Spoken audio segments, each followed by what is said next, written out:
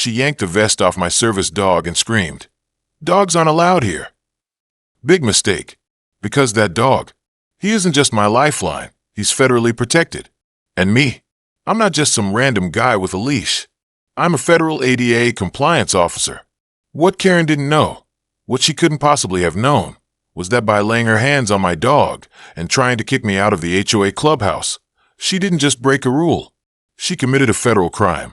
Let me walk you through the full story, because what started with the "no dogs allowed" tantrum ended with a courtroom, a judge, and Karen learning the hard way that some rules are bigger than her clipboard. I'd moved into the neighborhood about a year earlier. Nice place, peaceful streets, big oaks, and a walking trail by a lake. I'd picked it for that exact reason, quiet. Good for my PTSD. I served in the military for 6 years. Overseas, active duty.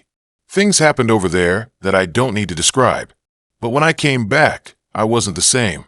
The nightmares, the flashbacks, the anxiety in crowds. It made normal life a struggle. Until I met Titan. Titan is a golden retriever, certified through a federal program as a PTSD service dog.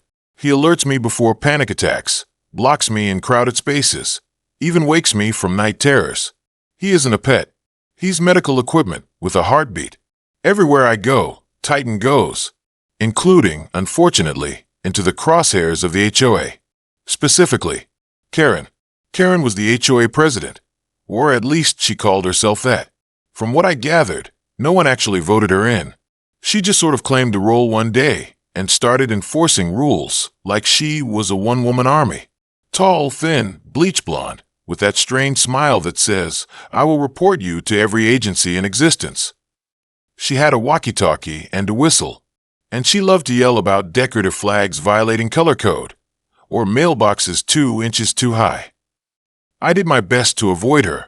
Most people did, until the day of the community mixer. It was supposed to be a harmless afternoon. Some light snacks, iced tea, a few folding chairs set up near the clubhouse patio. I thought it'd be good for me to socialize a bit. Titan wore his official vest, clearly marked, "Service Animal, Do Not Pet." We stepped into the clubhouse, and that's when I saw the expression. Karen spotted Titan and stiffened like she'd just seen a wolf. "No dogs," she barked, pointing a long red fingernail toward the door. I stayed calm. He's a service dog. Nope. Doesn't matter. Clubhouse rules say no animals, period. He's protected under the Americans with Disabilities Act, I said evenly. It's a federal law. Karen crossed the room like a missile and stopped inches from me. You can't just say he's a service dog to bring your pet in here. I've seen people try that trick before. I reached into my jacket and pulled out my documentation, my federal ADA identification and Titan certification papers. Karen didn't even look. Instead, she reached out, grabbed Titan's vest, and yanked. Titan yelped, stumbled backward, and looked up at me for guidance. "Take it off. He's not staying." I froze. You want to trigger a combat vet's fight or flight? Try assaulting the only thing keeping them anchored. I didn't raise my voice. I didn't move. Instead, I pulled out my phone and hit record. "You just physically interfered with a certified service dog," I said, steady as steel. "That's a federal offense under the ADA. I'm filing a formal complaint. And trust me, you're going to hear from someone above HOA." Karen smirked. "Yeah, well, this is my neighborhood. Let them come." Oh, they would. And when they did, she was going to wish she'd just let us sit down with our iced tea. I left the clubhouse immediately. I didn't need to escalate things in front of the other neighbors, most of whom were staring in horrified silence. Back at home, I documented everything. I saved the video, took a photo of the red mark where she'd yanked Titan's harness, and emailed the Department of Justice's Civil Rights Division. See, the ADA isn't a suggestion, it's federal law. Denying access to a service animal, especially with physical interference, can carry fines of up to $75,000 for a first offense. And when you assault the animal, yeah, that gets worse. I filed an official complaint under Title II and Title III of the ADA, complete with video evidence and medical documentation. But I didn't stop there. I also contacted the HOA's corporate filing office, the local ADA coordinator, and a journalist friend of mine who covers civil rights issues in small towns. Within 48 hours, I got a call from the DOJ confirming receipt. They were opening an investigation, but Karen had no idea.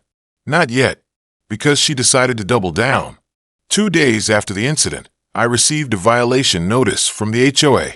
It said, "Unauthorized animal brought onto HOA property in violation of community rules, subject to disciplinary review and fine of $250. She was trying to fine me for being federally protected. The next day, she had the nerve to stop by my driveway as I returned from the grocery store with Titan. She sneered and said, "Still dragging that dog around, huh? Might want to check your mailbox. We're just getting started." I smiled back. Funny. The Department of Justice said the same thing. Her face lost just a little color. I didn't elaborate. I didn't have to. That night, I got an email.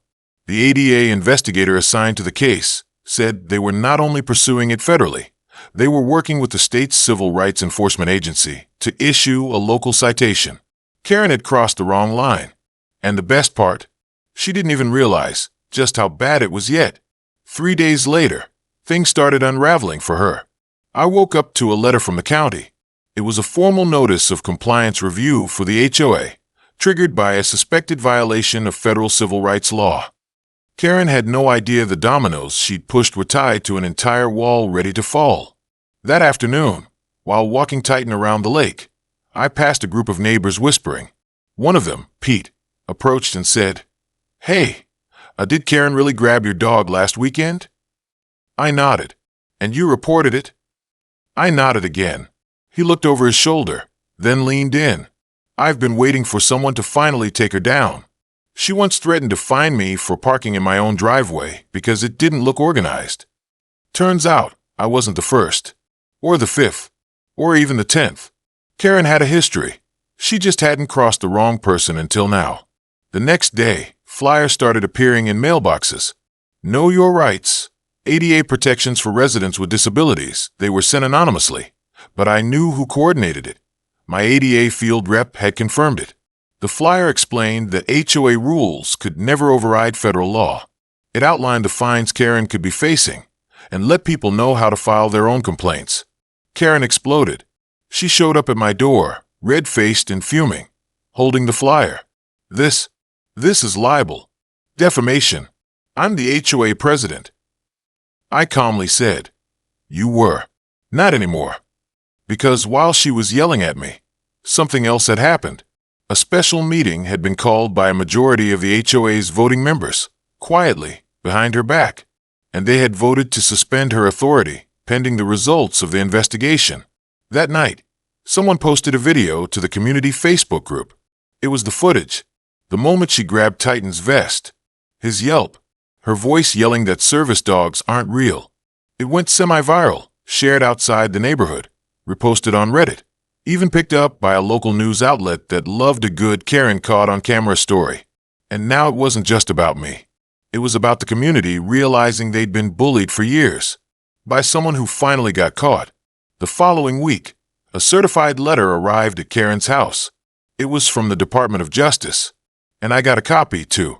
The letter explained that based on the video evidence, witness reports, and her violation of Title III of the ADA, she was being formally charged with obstruction of disability access.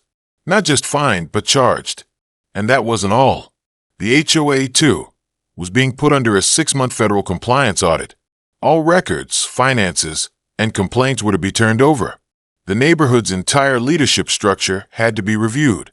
Karen tried to fight it. Of course she did. She filed an appeal. She said she was being targeted unfairly by a man with a dog pretending to be disabled. Yeah, she actually wrote that in an email, and the ADA forwarded it to me as part of their evidence collection.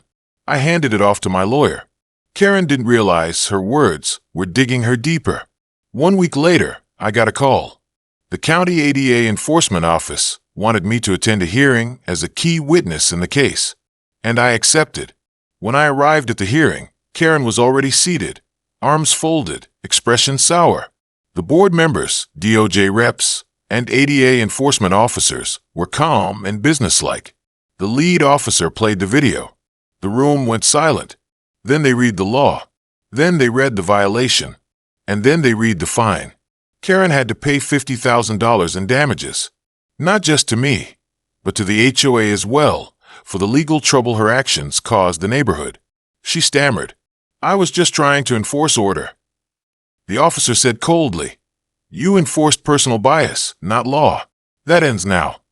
Karen was stripped of any HOA authority permanently, banned from all decision-making roles, and given a formal warning that any further violation would be treated as criminal harassment under federal law. I walked out of that hearing and looked down at Titan. He wagged his tail like he knew exactly what just happened. And in a way, he did. The story didn't end there. 2 months later, a letter arrived from the DOJ. It was a formal invitation, asking if I would join their regional ADA Public Compliance Board. As someone who had firsthand experience and had followed proper reporting channels, they wanted me to help educate other communities about what happened here. I accepted. Now, I speak at HOA leadership summits. I train local enforcement on ADA policies. And yes, I still live in that same neighborhood, happily, peacefully.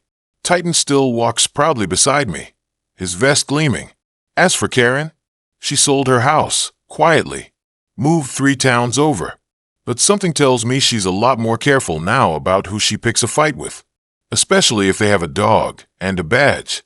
If you enjoyed this story and want more real-life justice, HOA takedowns, and epic underdog wins, don't forget to like, subscribe, and hit that bell, because next time, it might be Karen versus a Navy SEAL, or worse, Karen versus the internet.